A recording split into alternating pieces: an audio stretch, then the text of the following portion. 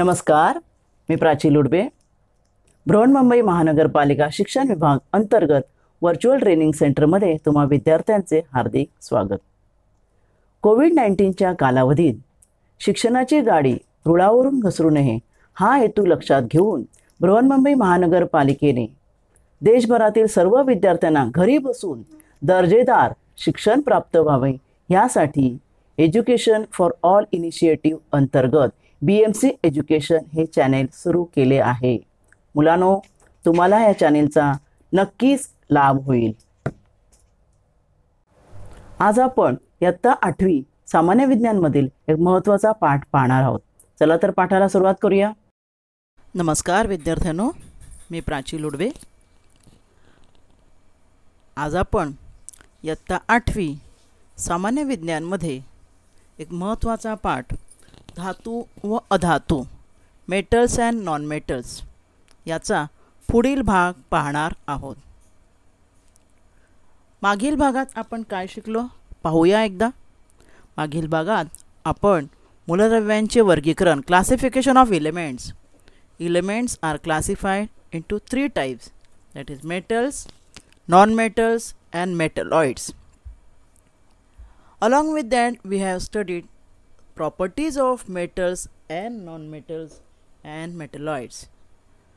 Metals have some common properties like hardness, metals are hard, density they have malleability, they have ductility म्हणजे तन्यता, तार काढता येते, thermal conductivity आहे, उष्णतेचे सुवाहक आहेत, इलेक्ट्रिकल कंडक्टिव्हिटी आहे, सोनॅरिटी म्हणजे नादमयता, एक धातू दुसऱ्या धातूवर आपण आदळला की आवाज येतो, शाळेची घंटा उदाहरणार्थ, लस्ट्रस चकाकी असते धातूंना.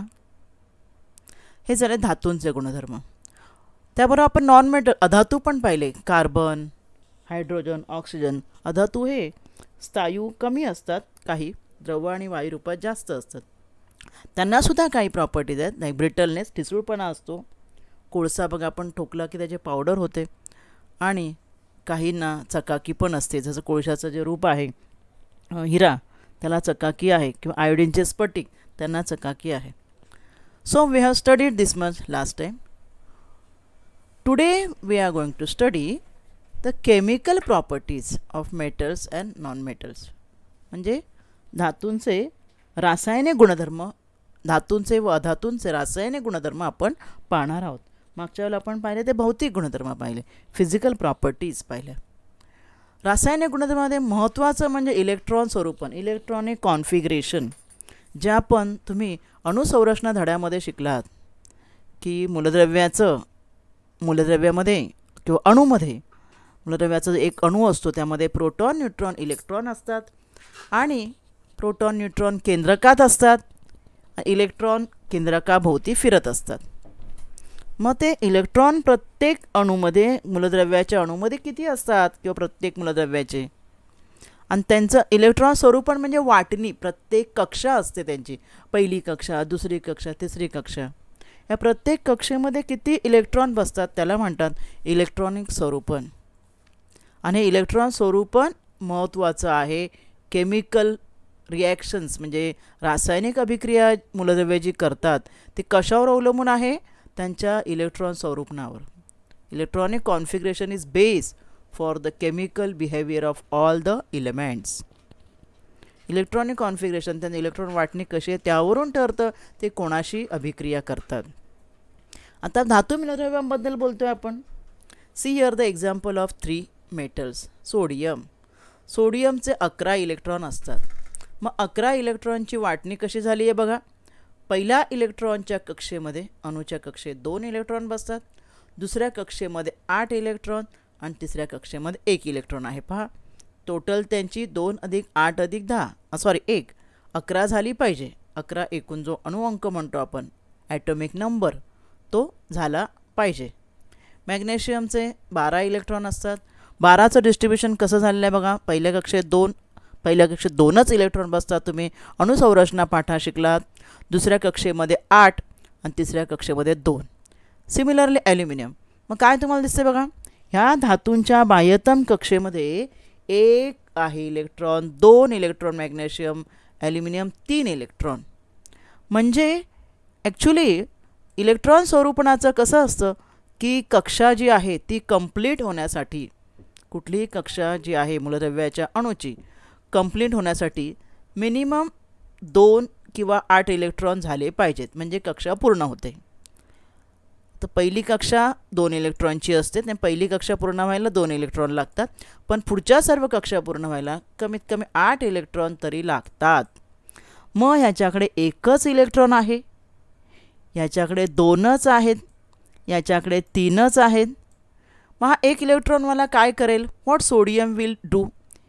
He will not gate 7 electrons because total 8, for total 8 he require or sodium requires still 7 electrons. मग एवढे 7 इलेक्ट्रॉन्स त्याला दुसरा मूलद्रव्य देणार नाही ना, कारण जो देईल त्याची कक्षाच खाली होईल. Similarly magnesium requires how many electrons? 6 electrons to complete 8. Octet, it is called as octet, to complete octet. Aluminum require 3 plus 5, 3 plus 5 electrons. Got or not? ह्याला 5 पाहिजेत ऑक्टेट कंप्लीट करायला, ह्याला 7 पाहिजेत प्लस 7, ह्याला किती पाहिजेत? मॅग्नेशियमला 6 पाहिजेत. मग एवढे इलेक्ट्रॉन मिळू शकत नाहीत. त्यामुळे मेटल्सची टेंडन्सी काय असते?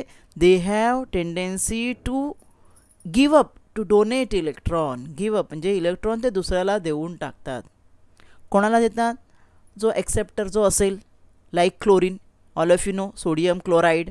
आपण जे मीठ खातो त्या क्लोरीनमध्ये इलेक्ट्रॉन कॉन्फिगरेशन सोडियम क्लोरीनचं असं आहे 2, 8 आणि 7. 7 म्हणजे आउटर मोस्ट ऑर्बिटमध्ये किती आहेत? 7 इलेक्ट्रॉन आहेत. This chlorine require 1 electron which it will get by sodium, and then it becomes our salt, that is sodium chloride. म्हणजे असा जो कोणी घेणारा असेल त्याला तो देऊन टाकतो. Therefore all the metals have tendency to lose electron. म्हणजे लूज म्हणजे इलेक्ट्रॉन सोडायची, इलेक्ट्रॉन देण्याची त्यांची प्रवृत्ती असते, कारण त्यांच्या बाह्यतम कक्षेमध्ये 1 किंवा 2 किंवा 3 इलेक्ट्रॉन असतात. 3पर्यंत इलेक्ट्रॉन ज्यांचे असतात सर्व मेटल्सचे मोस्टली, त्यामुळे त्यांची इलेक्ट्रॉन देण्याची प्रवृत्ती आहे. आणि साहजिकच इलेक्ट्रॉन दिल्यामुळे काय होतं? इलेक्ट्रॉन दिल्यामुळे धन आयन फॉर्म होतं. पहा इथे तेच मी उदाहरण दाखवलं बघा. आता सोडियम तो काय करणार? मग 1 इलेक्ट्रॉन देणार, प्लस इलेक्ट्रॉन म्हणजे त्याने दिला. इथे प्लस लिहा किंवा इथे मायनस लिहा, मायनस इलेक्ट्रॉन दोन्ही एकच आहे. मग आता 1 इलेक्ट्रॉन दिला, इलेक्ट्रॉन कमी झाला, पण केंद्रकातला चार्ज मात्र पॉझिटिव्ह जो आहे, त्या केंद्रकामध्ये जो प्रोटॉन न्यूट्रॉनची जी बेरीज असते किंवा बेरीज आपण प्रोटॉन म्हणूया पॉझिटिव्हली चार्ज, न्यूट्रॉनला चार्ज नसतो, ते तेवढेच राहिले. त्यामुळे त्याचा चार्ज 1ने वाढला. त्याचा चार्ज काय झाला? 1ने वाढलेला आहे. आता चार्ज 1ने वाढला म्हणजे प्लस झाला. मग ह्या प्लसला काय म्हणायचं? Na+ sodium ion. आणि जे पॉझिटिव्ह आयनला काय म्हणतात? कॅटायन म्हणतात. Positive ions are called as cations. तर all the metals have what tendency to lose electron and form cation. बघा सोडियम बनला सोडियम आयन, इलेक्ट्रॉन राहिले 2, 8. Magnesium also it also loses electron, तो पण इलेक्ट्रॉन लूज करतो, 2 electron देतो, त्यामुळे तो बनला magnesium ion. Aluminium 3 electron lose करतो आणि फॉर्म होतो ॲल्युमिनियम आयन.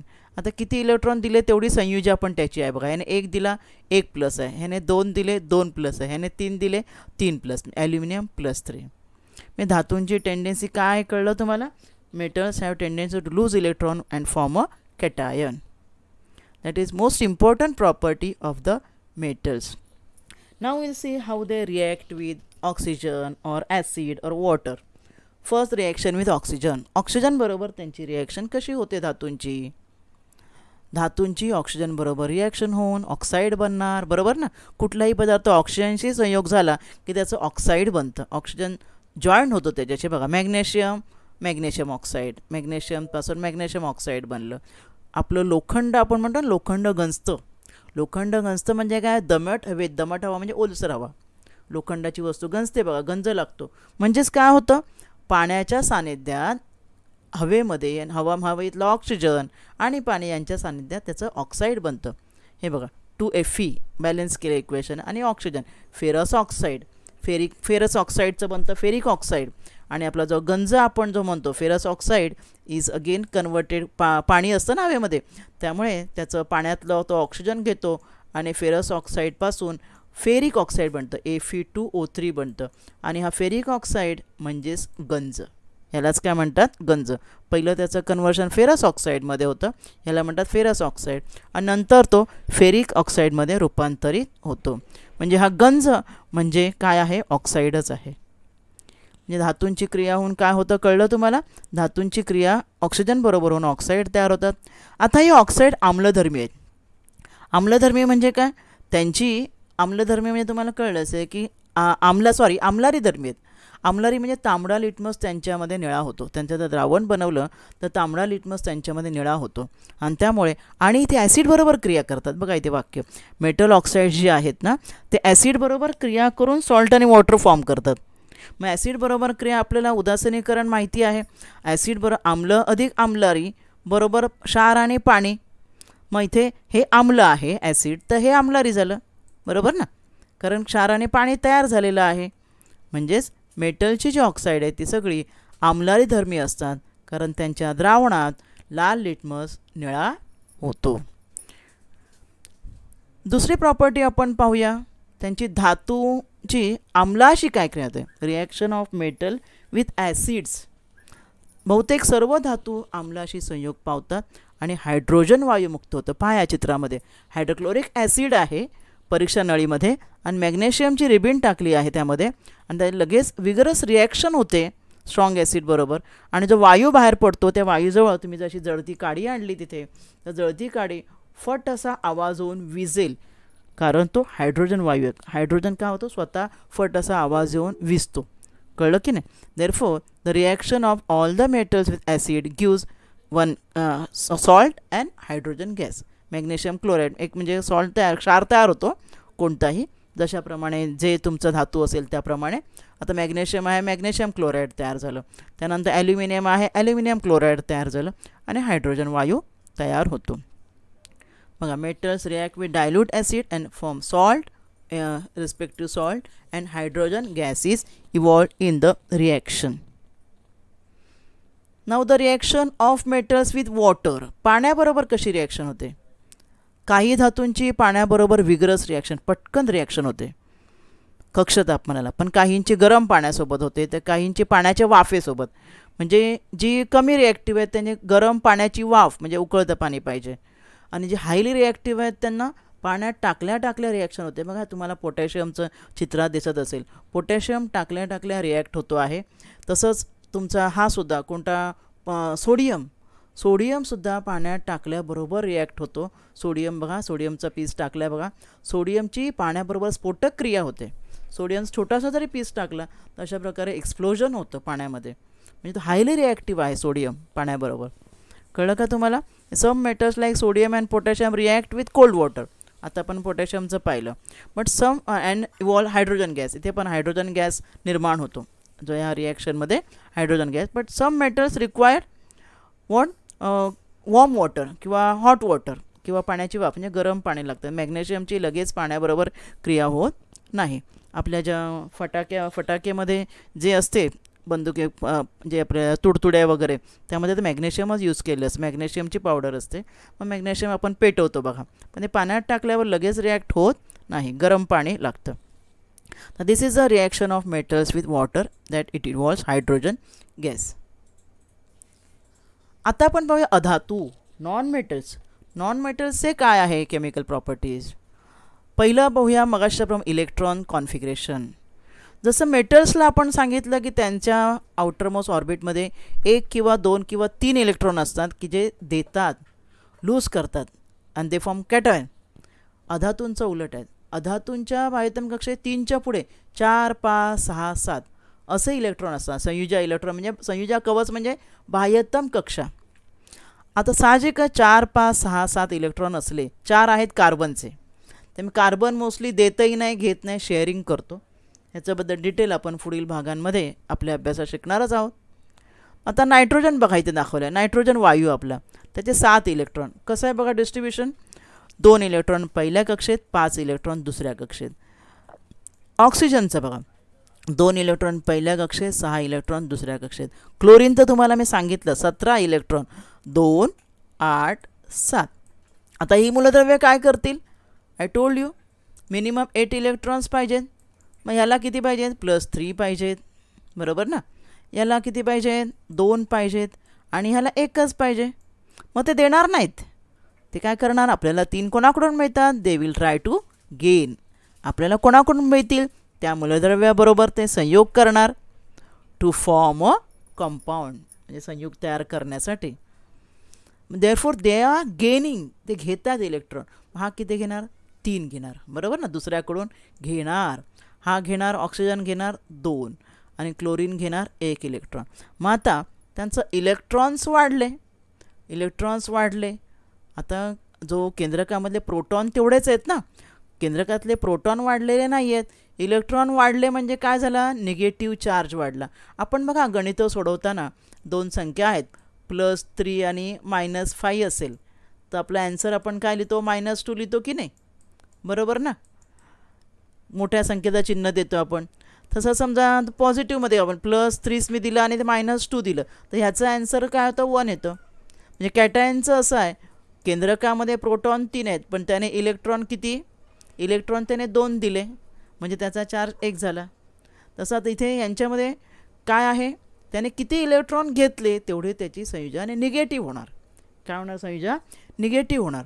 2 8 7 आहे. मग ह्याने 1 इलेक्ट्रॉन घेतला त्यामुळे 1 इलेक्ट्रॉन घेतल्यामुळे संयोजन 1 ने वाढले. 2 इलेक्ट्रॉन घेतले, ऑक्सिजनने 6 आहेत म्हणजे 2 घेतले बघा, +2 ह्याने घेतले म्हणून इकडे प्लस आहे. मग चार्ज बघा किती आहे? -2 आहे बघा, 2 वेळा मायनस चिन्ह आहे.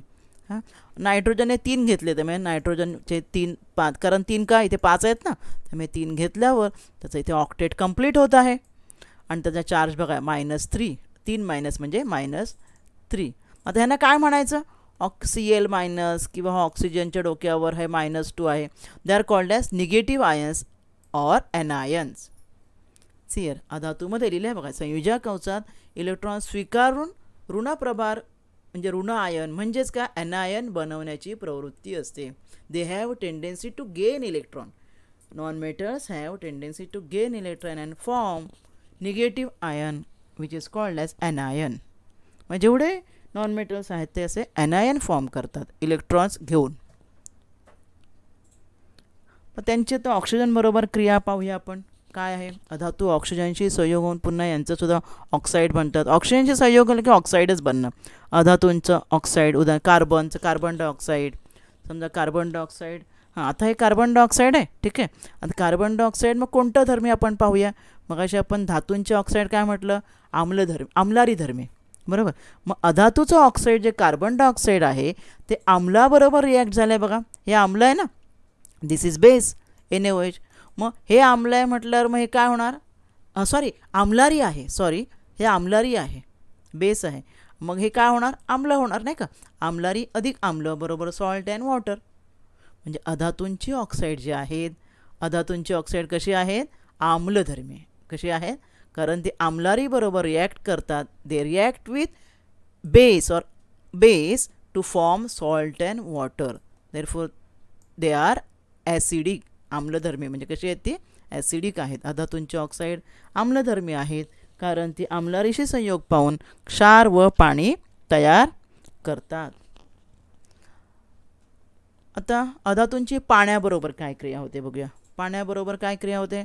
ऑल ऑक्साईड्स ऑफ नॉन मेटलचे जे ऑक्साईड जे आहेत ती पाण्यासोबत, नॉन मेटलचे ऑक्साईड्स पाण्यासोबत रिॲक्ट करतात. They react with water to form acid. मग अशा आपण पाहिजे ना अधातूंचे ऑक्साईड, त्यांचे पाण्याबरोबर क्रिया होते. डायरेक्ट ज्या धातू पाण्यामध्ये मिक्स होत नाहीत मग त्यांचे oxides, carbon dioxide plus water gives carbonic acid. Then sulphur dioxide plus water gives sulphurous acid H2SO3. And this sulphur trioxide will react with water to form sulfuric acid. Sulfuric and sulfurous is different. सल्फ्युरिकमध्ये 4 oxygen आहे, सल्फ्युरसमध्ये 3 oxygen आहेत. म्हणजे सगळे oxides जे आहे non मेटल्सचे वॉटरबरोबर react करतात आणि काय form करतं? त्यांच्यापासून आम्ल ॲसिड्स तयार होतात. And then their reaction with acids.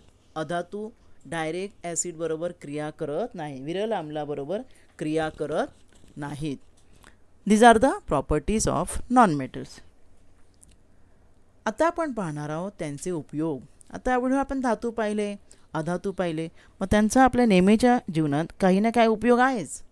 तुम्ही फक्त आपल्या घरात आजूबाजूला नजर टाकली तरी तुमच्या लक्षात येईल की आपण त्यांचा उपयोग करत आहोत. पाहूया आपण एक एक उपयोग. हा तर पहिला उपयोग तुम्हाला माहितीच आहे. सगळी आपली डेली वेअरची वेसल्स, भांडी जी आहेत आपली घरातली, ती त्यांच्या धातूंचा गुणधर्म तुम्हाला माहिती आहे. ते उष्णतेचे दे आर थर्मल कंडक्टर, उष्णतेचे वाहक आहेत. They are ductile, they are malleable, वर्धन येता मी ठोकून पत्रा करता येतो. Therefore they are use to make all vessels. घरातली आपली भांडी जी आहेत ती बनवण्यासाठी वेगवेगळ्या प्रकारच्या धातूंचा उपयोग केला जातो. तांब्याची भांडी, पितळेची भांडी माहीतच आहेत तुम्हाला, स्टीलची भांडी, ॲल्युमिनियमची भांडी.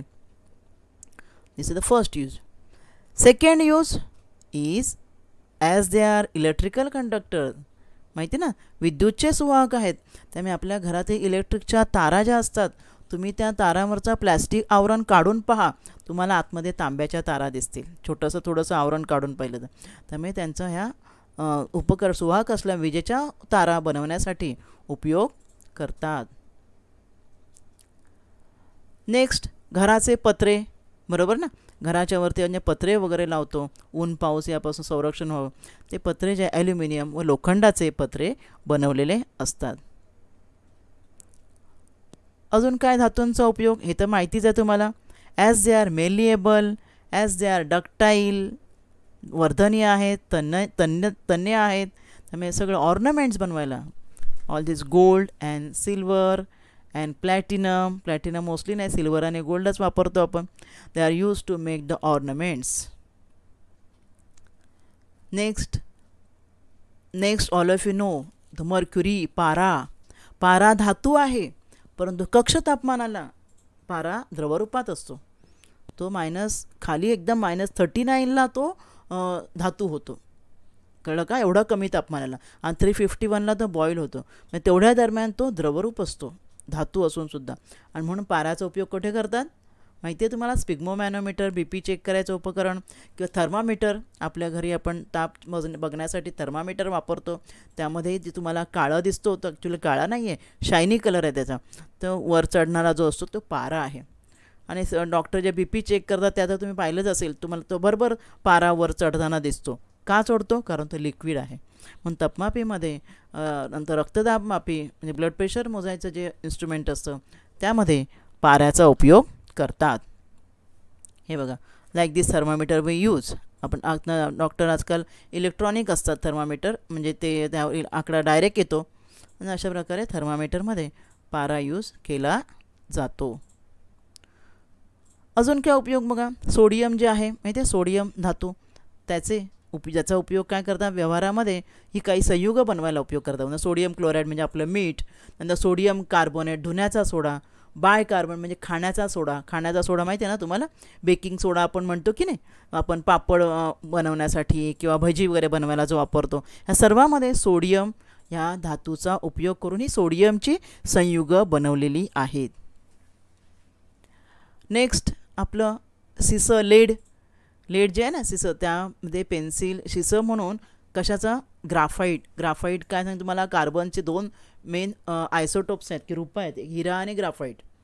हिरा जो आहे हा अधातू आहे ना, आता आपण अधातूंचे उपयोग सुरू झाले त्यामुळे.